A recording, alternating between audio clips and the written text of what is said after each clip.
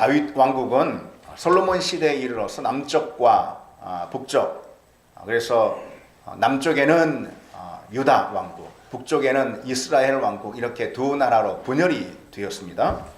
오늘 본문은 여호사밧이 남유다의 왕으로 있을 때에 유다 가운데 일어난 한 역사적 사건을 다루고 있습니다.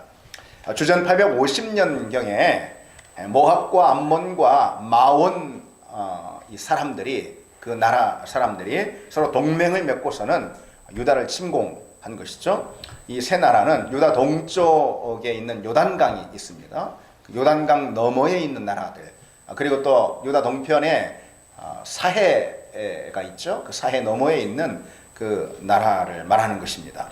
이 세 나라의 동맹군들이 거대한 군사를 이끌고 예루살렘 코앞에 그 엔게디라는 그 광야까지 이제 나와서 거기에 진을 치고 있는 것입니다. 그 사실이 여호사밧 왕에게 전해진 것이죠. 오늘 본문은 그때에 여호사밧이 취한 아주 특별한 행동에 우리의 관심을 주목시키고 있습니다. 그리고 바로 그것이 오늘 본문이 성경에 기록된 목적이기도 합니다.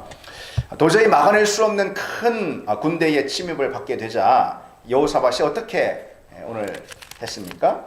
그 본문 3절에 여호와께로 낯을 향하여 들고 간구하기 시작한 것이죠. 그리고 온 유다 백성들, 심지어 어린아이들까지 다 포함해서 그들 모두에게 금식령을 선포했습니다. 금식하고 하나님 앞에 기도하기를 촉구한 것이죠. 그리고 그 자신도 성전 뜰 앞에 나아가 얼굴을 땅에 묻고 나라의 운명을 하나님께 맡기는 기도를 간절히 올린 것입니다. 무엇보다도 여호사밧은 우리가 오늘 본문을 읽었듯이 하나님의 약속, 하나님께서 우리 유다 백성들을 향해 행하신, 하나님의 백성들을 향해 행하신 그 약속, 다시 말해서 이스라엘 백성들을, 유다 백성들을 결코 이방 족속들에게 내어주지 않겠다, 영원히 지키리라 하는 그 하나님이 행하신 그 약속을 하나님께 상기시켜드리는 그 기도를 지금 드리고 있죠. 그리고 자기에게는 아무 힘도 없습니다. 나에게는 아무 힘이 없습니다. 저들을 대적할 능력이 도저히 없습니다. 오직 주만 바랍니다. 주만 바랍니다. 이렇게 기도를 한 것이죠. 그리고 다음날 아침 일찍 여호사밧은 상식적으로는 도저히 이해할 수 없는 그런 출정 명령을 내립니다. 군사들 앞에 그 선별된 찬양대를 먼저 세웠습니다. 그리고는 그 뒤를 이 유다의 군대가 따르도록 한 것이죠. 누가 봐도 정말 기이한 그런 행동, 우리 인류 가운데 있는 이 전쟁사에서 찾아볼 수 없는 그런 아주 기이한 행동 아니겠습니까? 예복을 입고 악기를 맨 찬양대가 앞장을 서고 그 뒤로 유대 군대가 따르는 것입니다. 그렇게 이제 적진을 향해 나아가는데 바로 그 동시간대에 하나님께서 미리 세워두신 복병들이 이 적진을 향해 기습을 한 것이죠. 그러니까 모압과 암몬과 마온 족속이 있는 그 적진을 기습한 것입니다. 그 복병이 누구인지는 성경에 자세히 기록되어 있지 않기 때문에 그 복병이 뭐 유다 군대 중에서 뽑히는 사람인지 아니면은 정말로 하나님의 천군과 천사인지 뭐 잘 기록이 되어 있지 않습니다. 어쨌든 복병을 통해서 적진을 미리 치셔서 기습하셔서 제압을 하신 것입니다. 그처럼 복병이 기습을 하는 그 사이에 하나님께서 은밀하게 일을 하시는데 이 적군들이 일종의 그 심리적 공황 상태에 빠지도록 역사하신 것이죠. 그런 가운데 이 세 동맹군이라 하지 않았습니까? 이들이 서로 치고받고 싸우는, 그래서 이 동맹이 깨져버리는 그런 일이 벌어진 것입니다. 먼저는 모압과 암몬이 힘을 합쳐가지고 마온 군대를 쳐서 멸합니다. 자기들끼리. 그 다음에 마온 이 군대가 다 죽은 다음에 그 다음에는 서로 모압과 암몬 군대가 이제는 서로 싸워가지고 그야말로 전멸하고 만 것입니다. 잠시 후에 그 사실도 모르고 찬양대를 앞장 세워서 여호사밧의 이 군대가 뒤를 따르며 이 적진을 향해 나아가서 이 망대 위에 서서 그 적진을 바라보는데 그런데 모두가 다 죽고 수많은 시체가 들판에 널브러져 있는데 한 사람도 살아있는 사람이 없는 것입니다. 적군 가운데 순식간에 알 수 없는 어떤 상황이 발생하게 된 것이고, 가만 보니 동맹이 깨지고 자기들끼리 서로 싸우다가 자멸을 하고 만 것입니다. 여호사밧과 백성들은 적군의 시체로 널브러져 있는 그 들판을 향해 나아가서 거기에 있는 전리품들만 거두는데 무려 3일이나 걸렸다라고 이 역대하 20장은 기록하고 있습니다. 죽은 적군들이 널브러져 있는 그 들판에서, 그 적진에서 전리품만 거두는데 3일이 걸렸다는 것이죠. 얼마나 많은 군대가 거기 집결해 있었는지 그것이 증명해 보이는 것이죠. 그게 어마어마한 적군들, 그래서 전리품도 어마어마한 전리품을 거두게 된 것입니다. 3일 동안 전리품을 거두고, 그리고 4일째 되는 날에 여호사밧은 가까운 골짜기에 올라가서 모든 찬양대와 군대와 함께 하나님을 찬양하고 송축하는 그런 예배를 올려드린 것이죠. 그리고 바로 그 골짜기 이름을 브라가라 이렇게 이름했습니다. 오늘 이제 우리가 본문에 읽진 않았는데 역대하 20장에 쭉 이제 기록되어 있습니다. 브라가라는 말은 찬송 또는 축복이라는 그런 뜻입니다. 그럼 뭐겠습니까? 찬양대를 앞장세워 진군을 한 결과, 그 결과로 얻은 승리의 축복이라는 것이죠. 우리가 이 사실을 잊지 말자. 그래서 브라가, 그래서 적군이 죽은 그 적진을 브라가라는 브라가 골짜기 이렇게 불렀다는 것이죠. 찬양으로 우리가 승리를 거두었다. 하나님을 찬양하는 그런 진격을 통해서 우리가 복을 누리게 되었다. 이 사실을 잊지 말자. 브라가 골짜기 그랬다는 것입니다. 오늘 본문을 통해서 우리가 무엇을 할 수 있겠습니까? 오늘 본문은 무엇보다도 먼저 우리가 우리에게 이 위기가 왔을 때 그 위기가 기회를 가져온다라는 사실을 오늘 본문은 우리에게 가르쳐주고 있는 것이죠. 여호사밧은 전쟁의 위기가 닥쳤을 때 비로소 정신을 바짝 차리게 되었습니다. 본문 3절로 4절을 보면은 여호사밧이 두려워하여 여호와께로 낯을 향하여 간구하고 온 유다 백성에게 금식하라 공포하며 유다 사람이 여호와께 도우심을 구하려 하여 유다 모든 성읍에 모여와서 여호와께 간구하더라 그랬습니다. 여호사밧과 유다 백성들이 위기가 찾아오자 그제서야 비로소 이 정신을 차리고 영적으로 깨어나서 하나님께로 낯을 향해 간구하게 되었다. 그때 비로소 하나님을 찾고 또 찾게 되었다라는 것이죠. 하나님께 그 눈을 들고 그 얼굴을 하나님께로 향하고 하나님의 손길을 향한 간절함이 비로소 생겼다. 영적 깨어남을 갖게 되었다라는 것입니다. 위기가 잠든 이들의 영혼을 깨우는 것이죠. 아마도 분명 하나님께서는 여호사밧과 유다 백성들의 이 잠든 영혼을 깨우시기 위해서 그 큰 전쟁의 위기를 그들에게 허용하셨을 수 있습니다.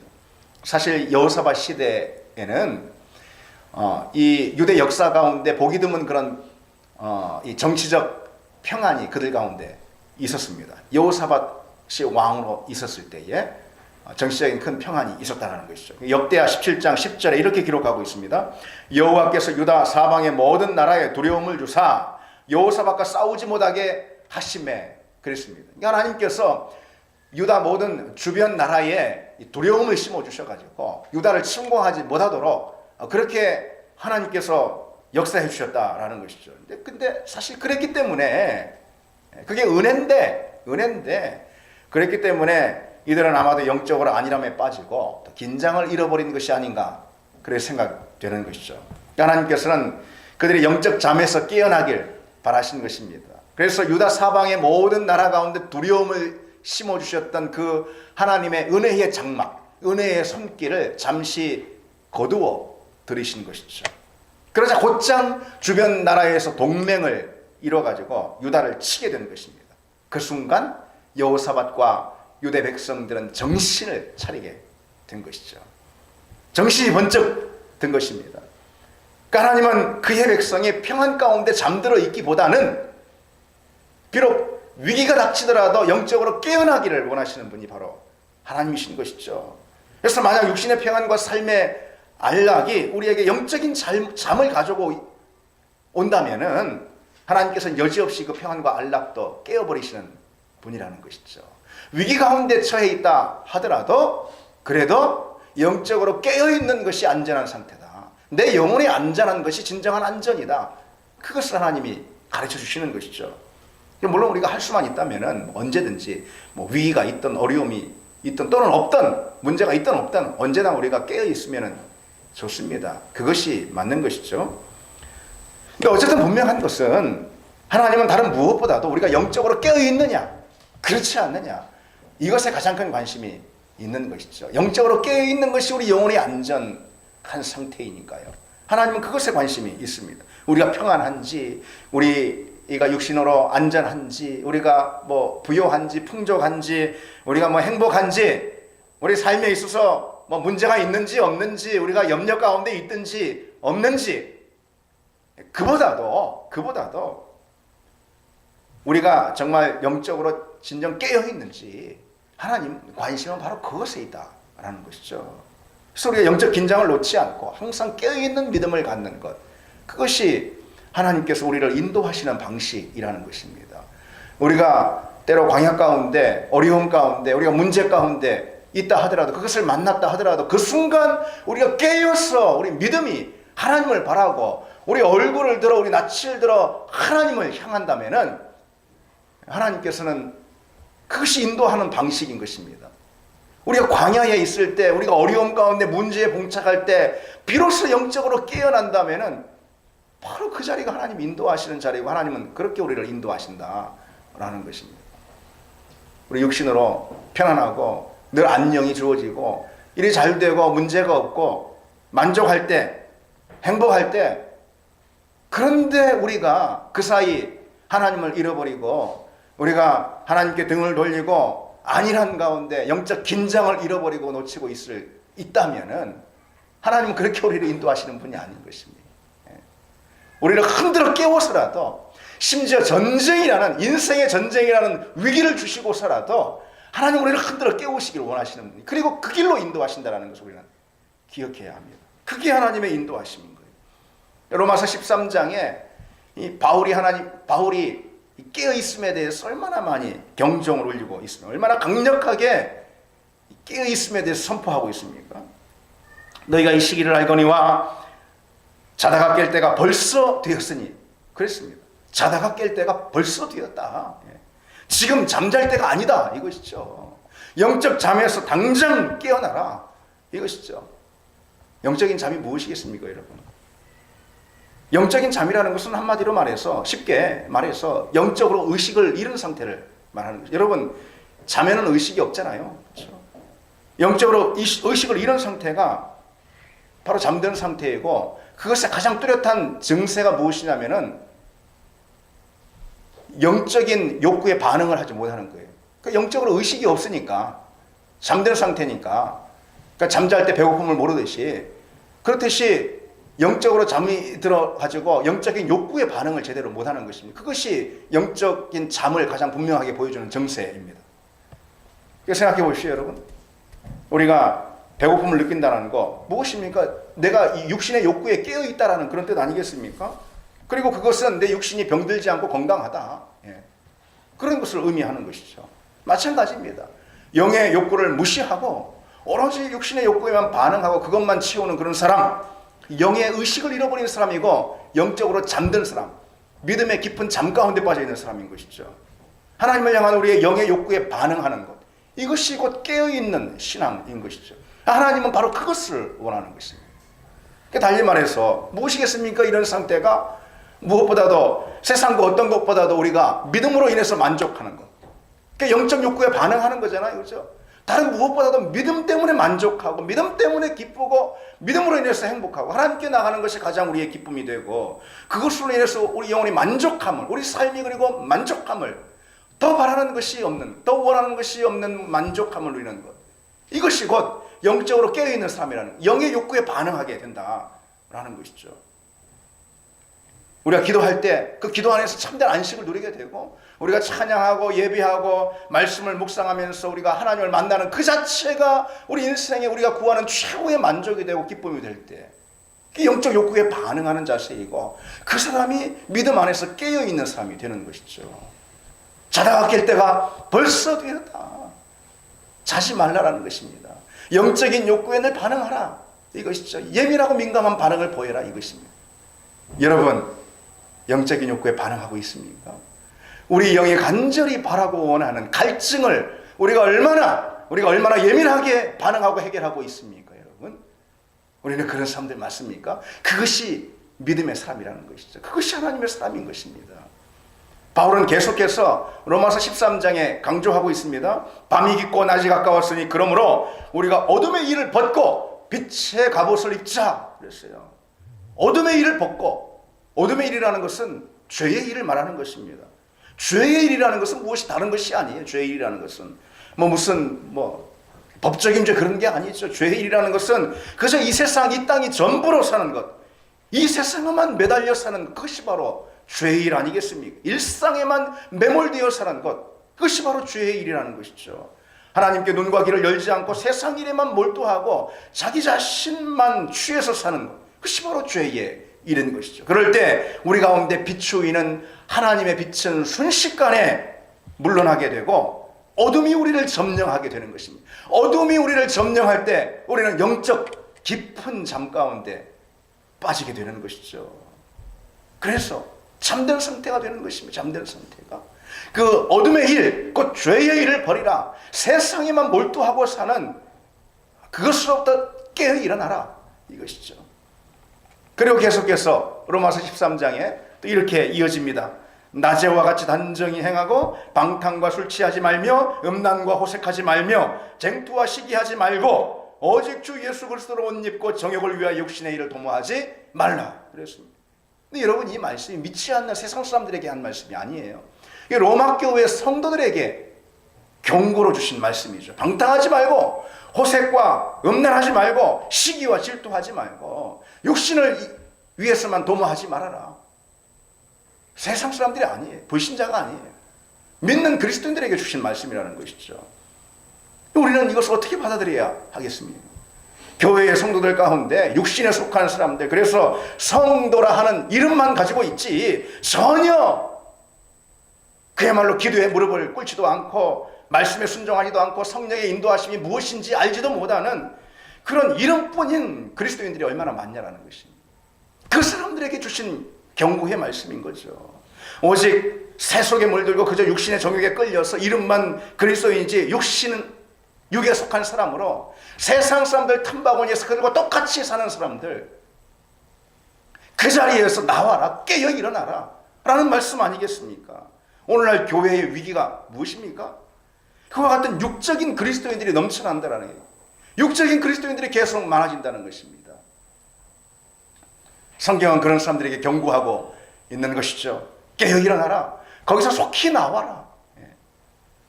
하나님께서는 위기를 허용하면서까지도 깊은 잠에 든 여호사밧과 유다 백성들을 깨우시기를 원했습니다.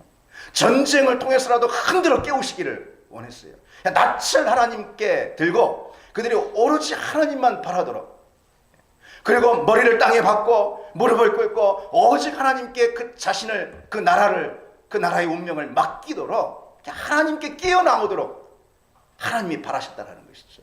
그것이 오늘 우리에게도 유일하게 하나님께서 요구하시는 것입니다. 여러분, 우리는 깨어있는 사람들 맞습니까?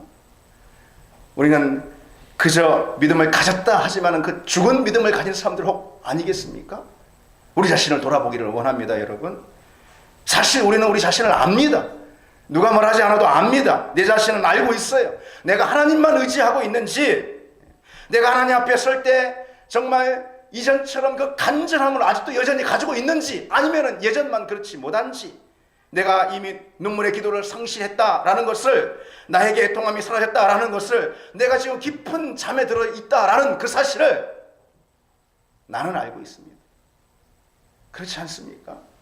내 자신은 잘 압니다. 그런 우리에게 오늘도 성령께서는 재촉하고 하신다라는 것이죠. 지금 그럴 때가 아니라는 거예요. 지금 깨어 일어날 때라는 것입니다. 지금 기도해야 한다라는 것이죠. 우리에게 그런 간절함이 있기를 원합니다. 영적인 깨어남이 하나님께서 우리에게 이 시간 이 세대 가운데 가장 재촉하시는 하나님의 응급 상황이라는 것을 여러분 잊지 마시기 바랍니다. 이제 본문을 다시 한번 보겠습니다. 위기 가운데 그처럼 정신을 차리게 된 여호사밧, 이젠 낯을 하나님께로만 향하고 오로지 하나님의 손길을 구하는 그 여호사밧. 그 여호사밧이 어떻게 기도를 드리고 있습니까? 오늘 본문 12절에 우리를 치러 오는 이 큰 무리를 우리가 대적할 능력이 없고 어떻게 할 줄도 알지 못하옵고 오직 주만 바라나이다. 우리가 대적할 능력이 없다. 여호사밧은 먼저 자신의 무능을 고백합니다. 어떻게 할 줄도 알지 못하옵고 오직 주만 바라나이다. 역시 여호사밧은 무엇보다도 먼저 자신의 무능을 하나님께 토해냅니다. 그리고 그것은 오로지 하나님만 의지하게 하는 출발점이 된 것이죠. 자기 무능을 볼 줄 아는 것이 지혜인 것입니다. 왜냐하면 바로 그 자리에서부터 믿음이 출발되기 때문에 그렇죠. 자기 무능을 고백하는 것은 믿음의 시작인 것입니다. 여러분, 우리가 언제나 우리 믿음을 출발시키는 자리는 바로 오늘 여호사밧의 이 고백인 줄 믿습니다. 우리를 치러 오는 이 큰 무리를 우리가 대적할 능력이 없고 어떻게 할 줄도 알지 못하고 오직 주만 바라나이다. 나는 아무것도 할 수 없습니다. 나는 무능합니다. 난 주 없으면 죽습니다. 이 고백으로부터 우리 믿음이 출발이 된다는 것이죠. 근데 여러분, 우리가 이 자리에서 이렇게 생각할 수가 있습니다. 그 역사를 우리가 그 상황을 한번 여러분 그려보시기 바랍니다. 여호사밧이 그렇게 할 때 주변의 참모들이나 신하들이 또는 주변의 백성들이 이런 생각을 할 수도 있지 않겠습니까? 아니, 그게 왕으로서 할 일인가? 왕으로서 너무 무책임한 일 아닌가? 이 왕의 자리를 가지고 있으면서 왕의 위치로서 그게 해야 될 마땅한 처신인가? 이런 생각을 할 수 있지 않겠습니까? 자기가 누구인지, 자기가 무엇을 할 수 있는지도 모르는 것 아닌가? 만약 여러분들이 이 당시에 유다의 왕이라면 어떻게 하시겠습니까? 무엇을 했겠습니까? 장군들과 참모들을 소집해서 급한 전쟁에 불을 끄기 위해서 전략회의를 할 수도 있지 않겠습니까?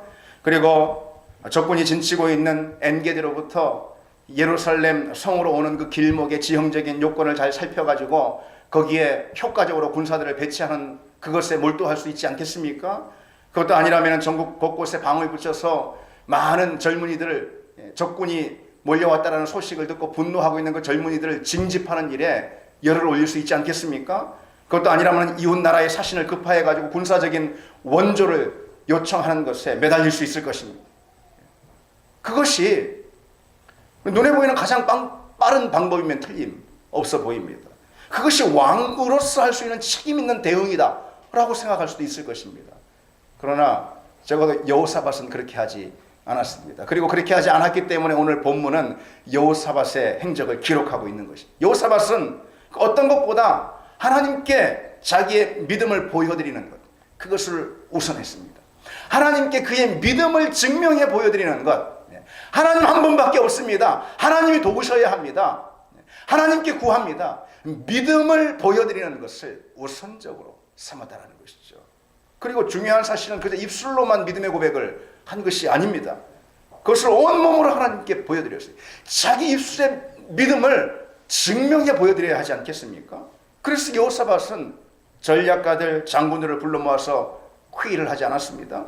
군 동원령을 내려서 군사들을 추가적으로 징집하지도 않았습니다. 아니면 이웃나라의 군대를 파견해달라는 요청서를 보내지도 않았습니다. 그 모든 것이 너무도 필요한 그 시간이었지만은 다 제쳐놓고 먼저 기도의 무릎을 꿇었다. 바로 자기 믿음을 하나님께 보여드리는 것입니다. 다른 어떤 것보다도 먼저 기도의 무릎을 꿇겠다. 이것입니다. 그래서 기도를 차선이 아닌 최선으로 선택하는 것, 그게 바로 자기 믿음을 보여드리는, 자기 믿음을 증명하는 하나님께 그런 태도가 되는 것 아니겠습니까? 여호사밧이 어떻게 기도했습니까? 본문을 지나서 18절에 보면은 이렇게 기도하고 있습니다. 여호사밧이 몸을 굽혀 얼굴을 땅에 대니 온 유다와 예루살렘 주민들도 여호와 앞에 엎드려 여호와께 경배하고 그랬습니다. 몸을 굽혀 얼굴을 땅에 받고 기도했습니다. 무엇을 의미합니까? 그리고 온 이스라엘 백성, 유다 백성들도 예루살렘에 다 나와서 왕이 하는 것을 보고 똑같이 그들도 엎드려 하나님께 기도했습니다. 이게 무엇을 의미하는 걸까요? 무릎을 굽혀 엎드려 얼굴을 땅에 받고 하나님만 의지한다라는 그런 신앙 고백의 표현 아니겠습니까? 다른 거 다 내려놨습니다. 이제 다른 길 찾지 않습니다. 이것이죠. 나는 아무 힘도 없습니다. 하나님만 의지합니다. 몸을 굽히고 얼굴을 땅에 받고 납치하고 엎드려서 난 다른 거 하지 않습니다. 하나님 한 분만 바랍니다. 그의 믿음을 증명해 보여드리는 것입니다. 사실 여호사밧은요, 오늘 우리가 읽은 본문 역대하 20장 그 이전 장들을 보면은 지난 10수년간 이 여호사밧은 북이스라엘의 왕인 그 아합과 정치적 동맹을 맺는 것에 상당한 노력을 기울여 왔습니다. 그는 유다의 안전을 위해서 아합과의 동맹을 최우선으로 여겼습니다. 여호사밧은 아합을 의지했던 것이죠. 마치 우리가 미국을 우방으로 또는 혈맹으로 그렇게 해서 의존하듯이요. 예. 아니 그보다 더 했을 것입니다. 아합은. 여호사밧은. 당시 북왕국 이스라엘은 아주 강성한 나라였어요. 경제적으로나 군사적으로나 남유다보다 훨씬 더 강대국이었습니다. 그래서 유다와 여호사밧은 이스라엘 왕 아합을 의지했던 것이죠. 그런데 여러분, 아합이 누구입니까? 아합이 누구예요? 구약 성경을 조금 알면 알죠? 아합은 성경에 나와 있는 왕 중에서 가장 악한 왕 아니겠습니까? 우상을 섬기고 하나님을 떠난 가장 악한 배역한 왕이었습니다. 여호사밧은 그런 아합을 의지해 왔고 그와의 동맹에 유대 왕국의 운명을 계속 맡겨왔던 것이죠. 하나님이 좋아하시지 않았습니다. 그래서 몇 년 전에, 오늘 본문이 있는 이 사건이 있기 몇 년 전에 하나님께서 아합을 치셨어요. 아합을 심판하시고 아합의 목숨을 걷어가셨어요. 전쟁터에서. 그래서 여호사밧과 아합의 동맹은 그것으로 끝난 것입니다. 그리고 이제 그가 의지하던 아합이 없는 그 상황에서 적군의 침략을 받게 된 것이죠. 하나님께서 여호사밧의 믿음이 시험대 위에 서도록 하신 것입니다. 그때 여호사밧은 비로소 깨닫게 된 거예요. 하나님 외에 다른 것 의지하는 것은 다 어리석은 거다. 내가 아합 의지했는데 아합이만 전쟁터 나가 죽고 마는 것이지. 동맹이 다 끊어져 버린 거예요. 하나님 외에 다른 거 의지하는 것은 어리석은 거다. 소용없는 거다. 하나님 한 분밖에 없음을 깨닫게 된 것이죠. 그리고 성경은 여호사밧의 바로 그와 같은 태도가 믿음이다 라고 우리에게 가르쳐주고 있는 것입니다. 자기 무능을 고백하고 하나님만 의존하는 것이 바로 믿음이라는 것이죠. 그리고 능력은 그 믿음으로부터 나온다는 것을 오늘 보여주는 것입니다. 하나님을 향한 철저한 의존성, 그것이 곧 믿음이고 그 믿음으로부터 능력이 나온다는 것이죠.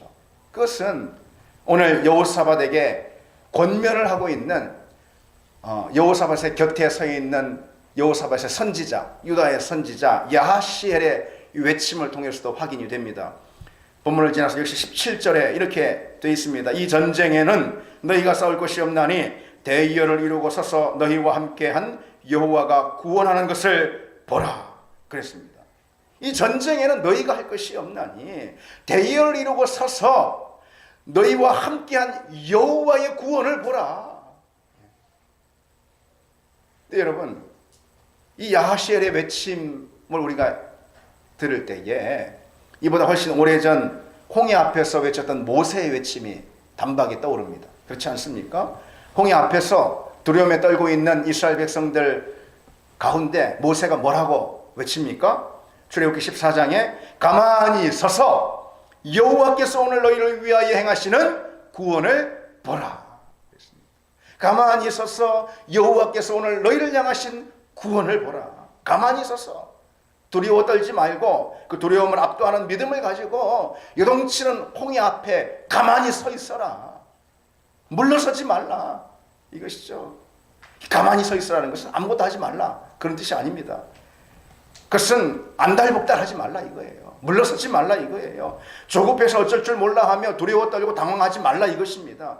그리고 무엇보다도 스스로 해결하려고 이리 뛰고 저리 뛰고 하지 말라는 것입니다. 하나님보다 앞서서 무엇인가 하려고 하지 말라. 나서지 말라 이것입니다. 나설 자리가 아니라는 거예요. 오직 시선을 하나님께 고정시키고 하나님의 구원을 요청하고 하나님의 구원을 기다려라. 그런 뜻인 거죠.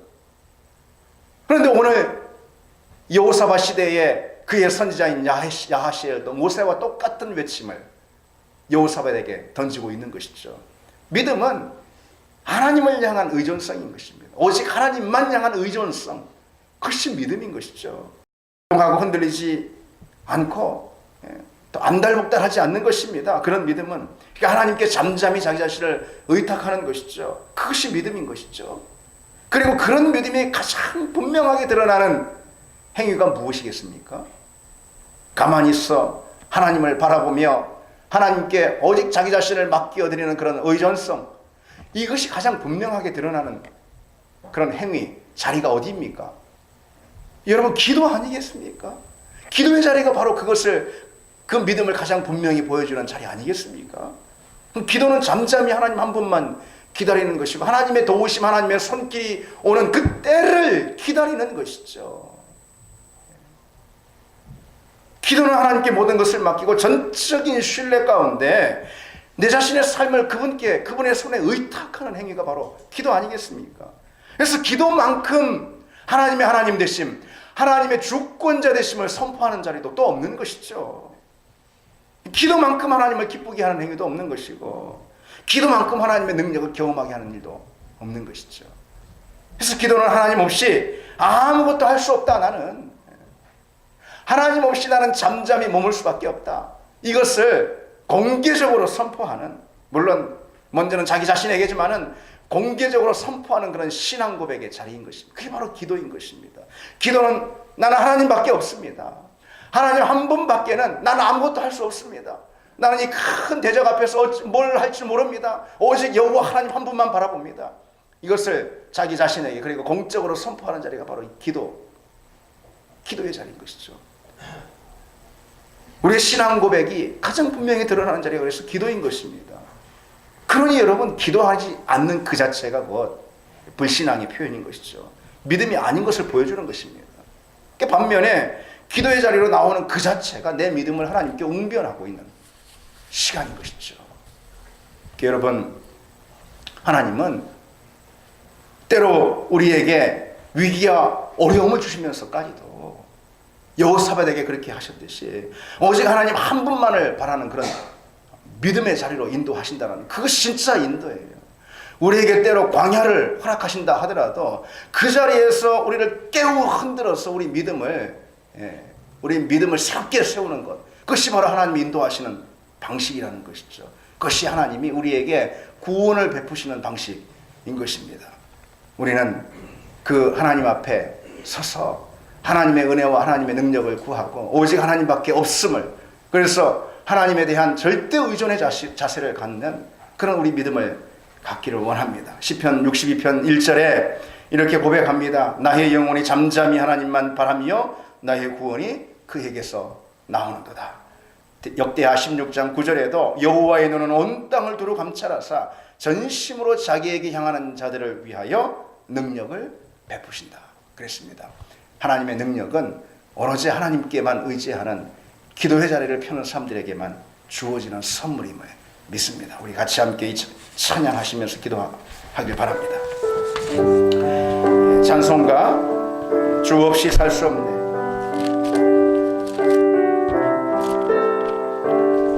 우리 이 찬양을 같이 함께 하면서 이 찬양 가운데 우리 신앙의 고백을 담아서 드리길 원합니다. 여호사밧과 같은, 그리고 그의 선지자 야하시엘의 그런 고백과 같은 오직 하나님밖에 없습니다. 주밖에 의지할 것이 없습니다. 주님의 능력을 구합니다. 이 간절한 마음을 담아서 우리 같이 함께 찬양 드리겠습니다.